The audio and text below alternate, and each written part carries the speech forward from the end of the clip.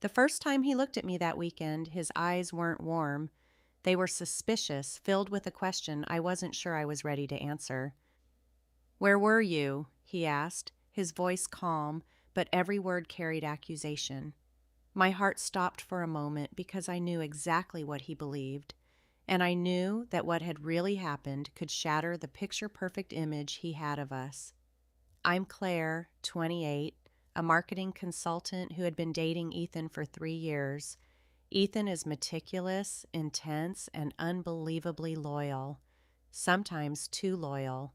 That weekend began like any other, a business trip for me to a nearby city, leaving Ethan at home with a simple "have fun" and a kiss.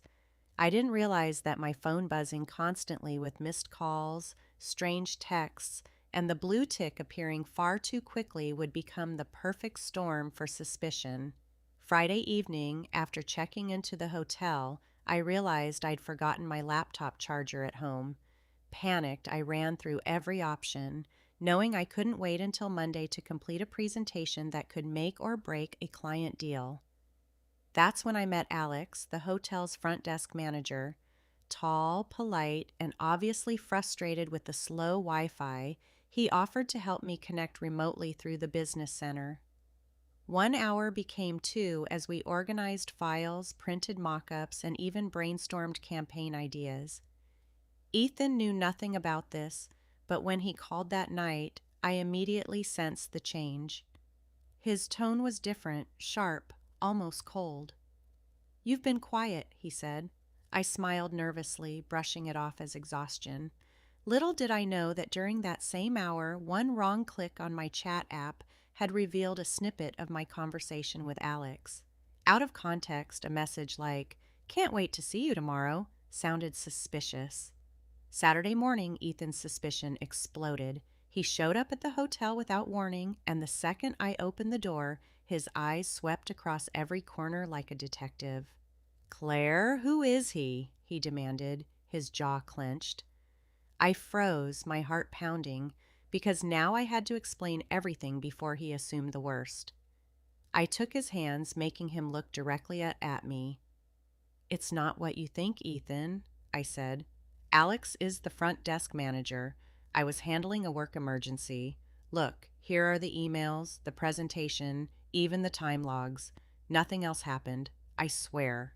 He stared at me, his anger fighting with relief. I could see the conflict in his eyes, the sense of betrayal he felt, even though nothing had actually happened. Then the tension finally broke. He pulled me into a hug, tears filling his eyes. I I thought I lost you," he whispered, his voice cracking. What happened next became completely viral worthy. I didn't simply reassure him, I made sure the lesson would stay with him. I invited Alex to join us in the lobby, right in front of the cameras from the hotel's promotional campaign that happened to be filming. Alex calmly explained everything, the files, the brainstorming, and the business emergency. The footage captured every detail, every professional gesture, every innocent interaction. Ethan watched the replay, his shock slowly turning into embarrassment and relief. By Sunday, we had laughed, cried, and rebuilt the trust that had weakened in just 2 short days.